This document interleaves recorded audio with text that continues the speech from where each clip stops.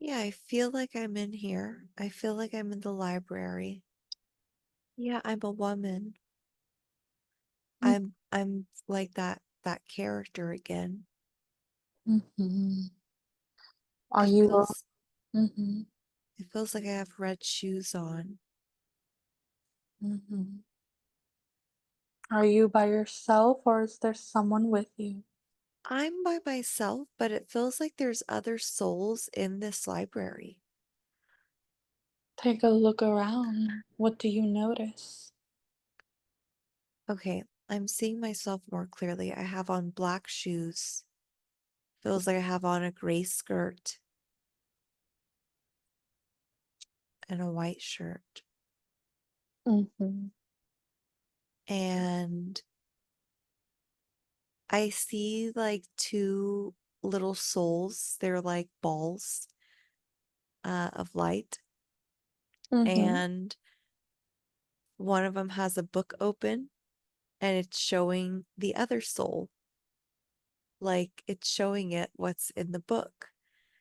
And Mm-hmm. then it feels like there's maybe like two more souls in the library off to the left, kind of. They're further off into the distance. I don't know what they're doing. Mm-hmm. Feels like they're kind of just like running, like kind of like running around almost. Um,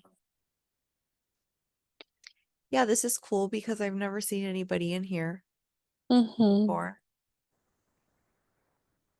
I feel like there is a book. I feel like there is like an index, or I don't know if that's, hold on. I feel like there's a book on soul retrieval where all of the information about soul retrieval is in here. So it's kind of like an index. But this is not like this book. This is just a book on soul retrieval. So I'm not sure if this is just like in the Akashic Records or if I'm just able to access information on it because we're in this space. But that's what I have. I have a book, a big book on soul retrieval. And what does the book look like? It is, it's a brown leather book, kind of like a brownish reddish leather book, and it says soul retrieval on it. And I opened it and I'm halfway in the book. Like I opened it to the middle. And what stands out as you're looking at it? I see extractions. So there's like a chapter. Tell me more about that. Let's explore that and let's see what happens. What does this book say about the process of extractions?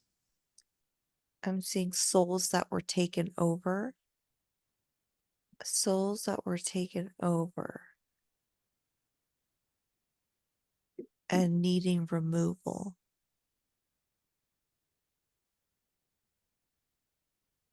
of the entity.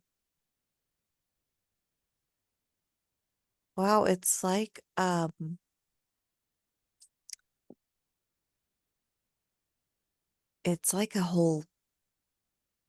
a whole guide on this, but I'm only getting piece by piece. You know, it's like I have to, it's like I know that I'm in the book. It's blank, but I'm getting information coming to me. hmm Just allow that information to easily pour into you. You can speak the information you are looking for into the book. And as you gather the bits and the pieces, and you automatically understand, please let me know what you have gathered.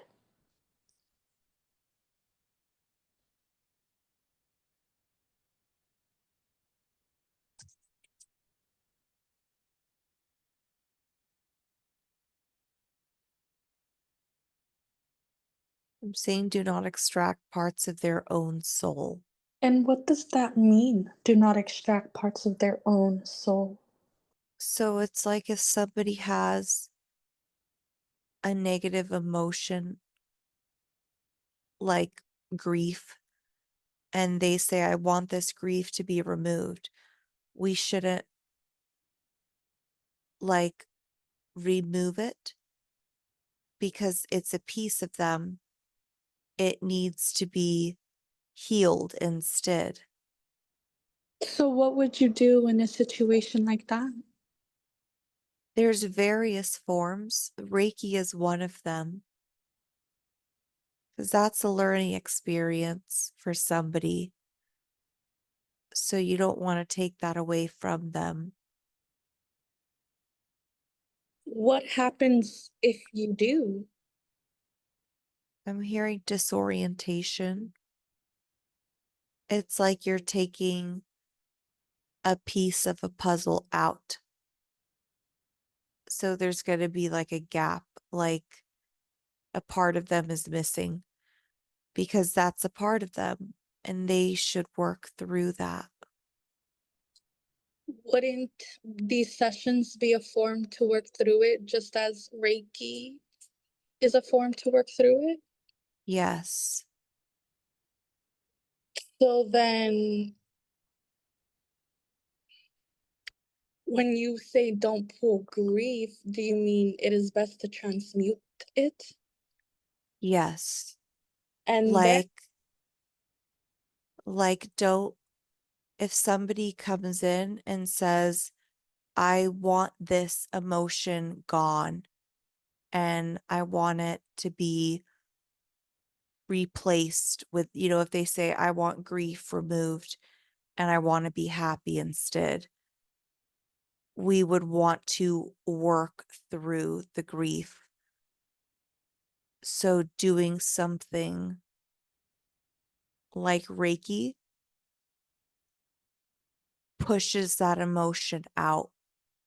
So the client still processes it, but it gets transmuted, is like this with these, because it's still working through those emotions. It's not just, it's not like playing switcheroo. it's not like a shortcut, like you have to put in the work and it's the awareness. Yeah, like, but this is something that saying, like, don't extract something from someone's soul that belongs to them. It's like putting a band-aid on a leaky faucet. It feels more like this is something that somebody would abuse doing spiritual work. Like if somebody's doing spiritual work and they say, oh, you have grief, let's just remove that. And they go and extract the grief from that person's body, but they leave that space still void. That's what would cause that disorientation.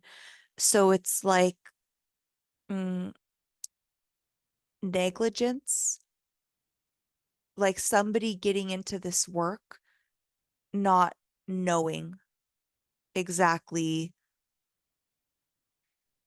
like what they're doing. They're just kind of playing with, oh, you have this, let me remove it from your body. But that's actually part of that person's soul. I see. So, it's part of their soul plan, their free will to experience that emotion or that Not lesson.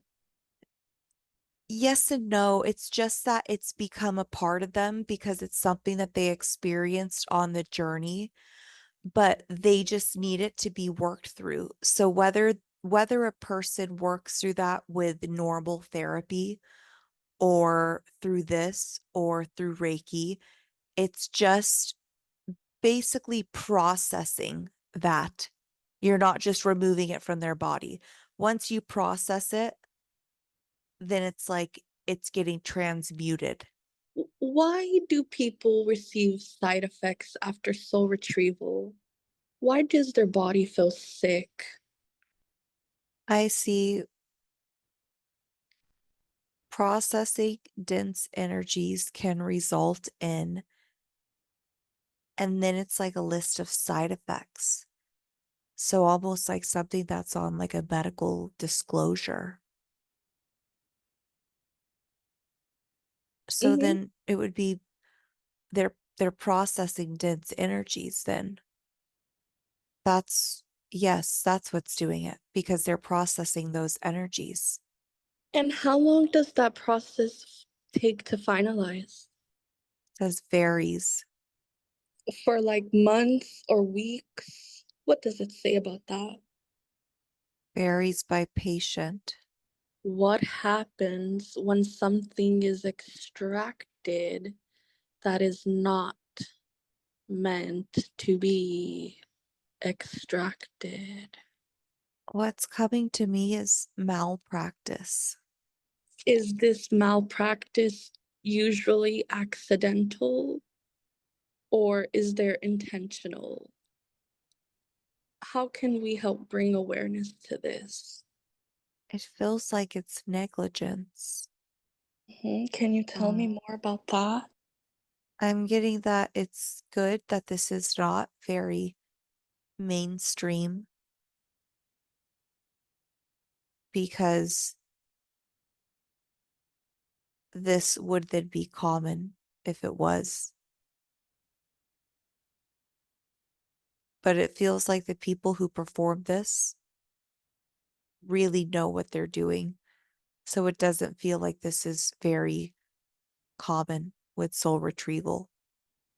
People's spirit teams are really involved with the pairing of this.